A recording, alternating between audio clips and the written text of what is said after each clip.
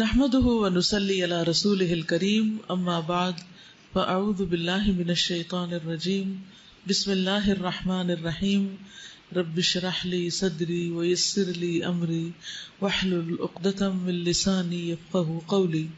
رمضان والعشر الاواخر، اگرچہ رمضان سارا ہی عبادت کا مہینہ ہے مگر اس کے آخری عشرے کی عبادات کی خاص فضیلت بیان ہوئی ہے.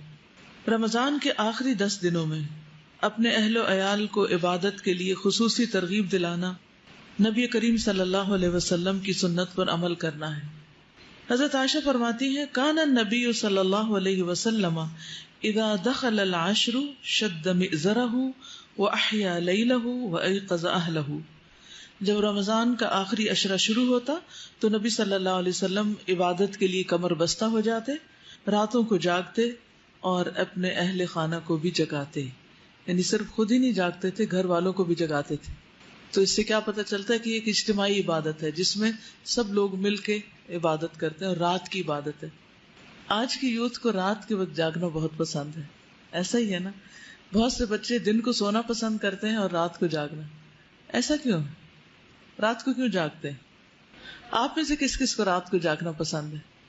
کیوں رات کو کیوں جاگتے ہیں؟ ہاں، سکون ہوتا ہے. اس سکون میں ہم کرتے کیا ہیں؟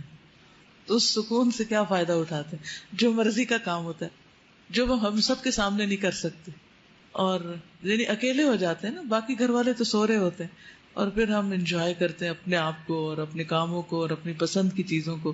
تو مومن کے لیے سب سے زیادہ پسندیدہ چیز کیا ہونی چاہیے؟ اللہ کی عبادت. تو اس کے لیے بھی دن کے مقابلے میں رات کا وقت رکھا گیا ہے. ٹھیک، سارا سال تو ہم عشاء اور فجر کی نماز اگر پڑھ لیں تو وہ بھی بہت اچھا ہے، تہجد جس کو نصیب ہو جائے وہ تو بہت ہی خوش قسمت ہے.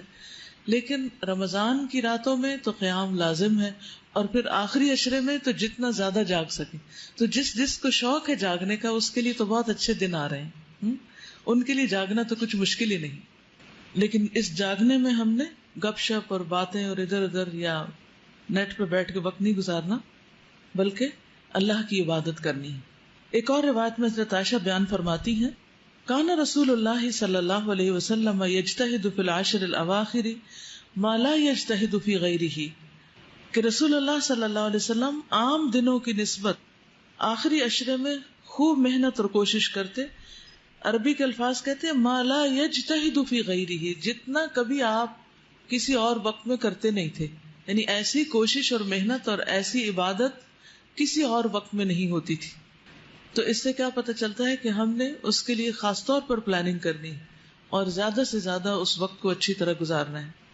آپ صلی اللہ علیہ وسلم حضرت فاطمہ اور حضرت علی کا دروازہ بھی کھٹکھٹاتے اور فرماتے الا تقومانی فتصلیانی، کیا تم دونوں نہیں اٹھو گے، نماز نہیں پڑھو گے؟ آپ آخری عشرے میں ہر رات مغرب اور عشاء کے درمیان غسل فرما کر خوشبو لگاتے تاکہ عبادات کے لیے تازہ دم ہو جائے. کس وقت؟ یعنی افطار وغیرہ کر کے کھانا کھا کر اور تراویح پڑھنے سے پہلے کے وقفے میں، تاکہ پوری طرح فریش ہو جائے. تو ایون اگر آپ نے پراپر غسل صبح کے وقت لیا ہوا بھی ہو تو اس سنت کو پورا کرنے کے لیے چند مگ پانی کے اپنے اوپر ڈال لیں تاکہ رات آپ کی اور زیادہ فریش گزرے، اچھی گزرے. اب اس میں یہ کہ کرنا کیا ہے، رات کو جاگ کر کرنا کیا ہے، اس کی لسٹ بنا لیں. اس میں پہلے آپ قیام کریں گے تراویح کا، پھر اس کے بعد آپ کچھ اذکار کر سکتے ہیں، تلاوت کر سکتے ہیں، کوئی درس و تدریس کر سکتے ہیں اگر کٹھے گھر میں کچھ لوگ ہیں، کچھ سیکھ سکھا سکتے ہیں. پھر اس کے بعد بیچ میں چائے بھی پی سکتے ہیں تاکہ جاگ سکیں. پھر اس کے بعد یہ ہے کہ پھر دوبارہ قیام کریں اور پھر فجر پڑھ کے پھر کیا کریں، پھر آرام کریں. ان راتوں میں لمبی دعائیں بھی مانگیں، ٹھیک ہے، کیونکہ دعاؤں کی قبولیت ہوتی. اسی میں طاق رات ہے، اسی میں جبریل اور فرشتے اترتے ہیں اور سب کو دیکھتے ہیں کہ کون کون عبادت کر رہا ہے، اور جو عبادت کر رہا ہے اس کو بخش دیا جاتا ہے. تو دعائیں جو ہیں اب ماشاءاللہ کافی آپ کے پاس کلیکشن ہو گئی ہے.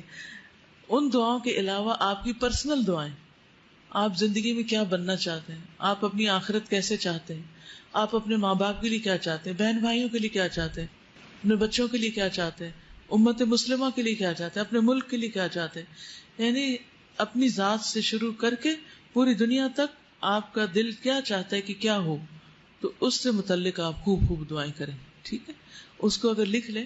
میں نے ایک چھوٹی سی ڈائری بنائی ہوئی ہے، تو اس میں جب مجھے کوئی دعا یاد آتی ہے، جب میرے اندر کوئی طلب پیدا ہوتی ہے، تو اس میں لکھ لیتی ہوں کہ اللہ مجھے یہ عطا کر.